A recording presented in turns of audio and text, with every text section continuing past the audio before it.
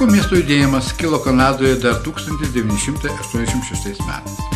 Po to jis paplito visame pasaulyje ir dabar šio judėjimo narius galima rasti visose žemynuose. Klaipėdos miesto savivaldybė pradėjo domėti šiuo dalyku nuo pat Klaipėdos miesto visuomenės sveikatos biuro įkūrimo pradžios 2008 metais.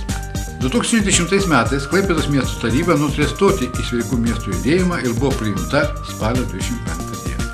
Tiesa, dokumentas patvirtinantis abipusius įsipareigojimus buvo pasirašytas Klaipėdos miesto mero Rimanto Taraškevičiaus 2011 m. vasario 21 dieną. Klaipėdos miesto visuomenės sveikatos biuras pagal Lietuvos Respublikos įstatymą turi vykdyti kai kurias funkcijas. Viena iš jų yra vykdyti sveiko miesto projektą. Labai džiaugiuosi, kad šitą šventę, nebijaučiau pasakyti, sveikatos, grožio ir šiais metais dar ir ekologijos šventė vyksta Klaipėdoje. Būtų keista, jeigu to nevyktų čia arba jeigu tai vyktų kitur. Be jokios abejonės, Klaipėdos ambicijos tapusios kūnų turi minėję pasaulio sveikų miestų organizacijos narystę. Tai nėra tik tai skambų žodžiai arba tik tai gražiai skambančios sampratos. Vis tik tai yra tam tikra pareiga, tam tikras įsipareigojimas ir tam tikras nuolatinis siekis.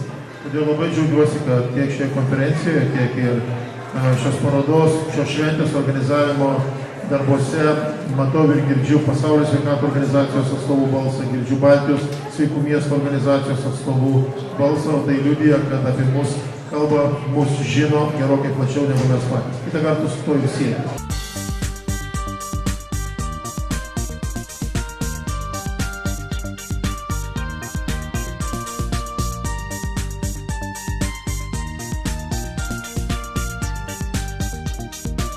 Konferencijoje tai bus būtent tie pavyzdžiai, nesveikatos sistemos darbuotojų pavyzdžiai, ką gali kiekviena įmonė, kiekviena įstaiga, visiškai nedirbantys sveikatos sektoriuje, sveikatos srityje, vis tik tai įdėti į žmonių sveikatą. Šiais 2015 metais konferencijoje buvo pristatyti pranešimai apie Europos sveikatos 2020 programos siekius ir sveiko miesto koncepcijos įgyvendinimą visose savivaldybės veiklos srityse. Jį perskaitė Pasaulio sveikatos organizacijos Europos atstovybės Lietuvoje vadovė Ingrida Zurlytė. Ji pabrėžė, kad sveikata yra ne tiek rezultatas, kiek procesas to rezultato link. Klaipėdos visuomenės sveikatos biuro direktorė Jūratė Grubliauskienė palygino sveiką miestą su skėčiu, po kuriuo sutelpa visi sektoriai. Beje, kai 2011 m. vasario 21 dieną Klaipėda įsiliejo į sveikų miestų tinklą, buvo skeptikų ironizuojančių, ar tai reiškia, kad kitąmet atsibūsime sveikame mieste. Klaipėdos valdžia šiame mieste dirbantys specialistai nekalba apie tai, jog viskas padaryta ir Klaipėda yra jau sveikas miestas. Taip, jai yra suteiktas statusas ir sveikas miestas yra siekiamybė, nesibaigiantis procesas. Sveikas miestas kaip miesto skėtis, po kuriuo sutelpa visi sektoriai.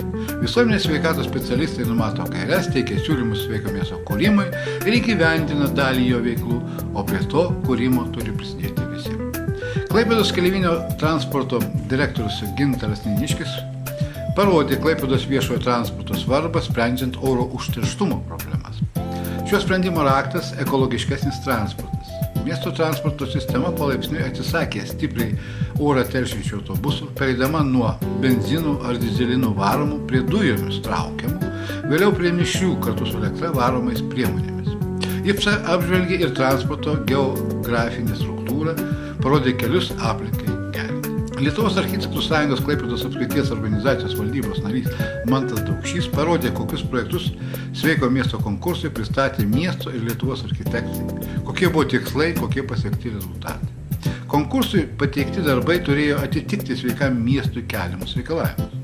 Architektas išreiškė viltį, kad tikėtina, jog šis konkursas taps ne tik respublikiniu, bet ir tarp valstybių. Amžiaus žemėlapis. Tokį projektą pristatė nuotolinio mokymo ir informacinių sistemų centro metodininkė, docentė daktarė Ingrida Borisenko. Tiesa, dar nėra baigtas, bet ir tarpiniai rezultatai leidžia matyti, kur yra mieste daugiau senyvo amžiaus gyventojų ir kiek jiems prieinama aktyvi fizinė veikla ir vaistinės. Amžiaus žemėlapis kaip projektas leis tiksliau ir operatyviau planuoti sveikatinimo veiklas įvairaus amžiaus grupių gyventojams. Trumpas, bet turiningas buvo daktaro Vytauto Valevičiaus pranešimas apie miesto ekologinius principus. Pastebėjęs, kad pasaulyje kol kas nesukirta sistema apimanti visus mieste gyvenančius žmonės veiksnius, jis pateikė savo matymą. Klaipėdai buvo pasiūlyta atkreipti dėmesį į tiesioginių oro užteršumą kietosiomis dalelėmis ir sergamumą kvėpavimo lygomis. Klaipėdos miesto meras Vytautas Grubliauskas dar atidarymo pradžioje pastebėjo, kad šiaip mes rengiamės padėti kurti sveikų miestų tinklą Lietuvoje. Mes, tai Klaipėdos miesto savivaldybė, kaip turite daugiausia patyrimo Lietuvoje ir šiek tiek turinti patyrimo Europoje, žada padėti Lietuvai kurti sveikų miestų tinklą.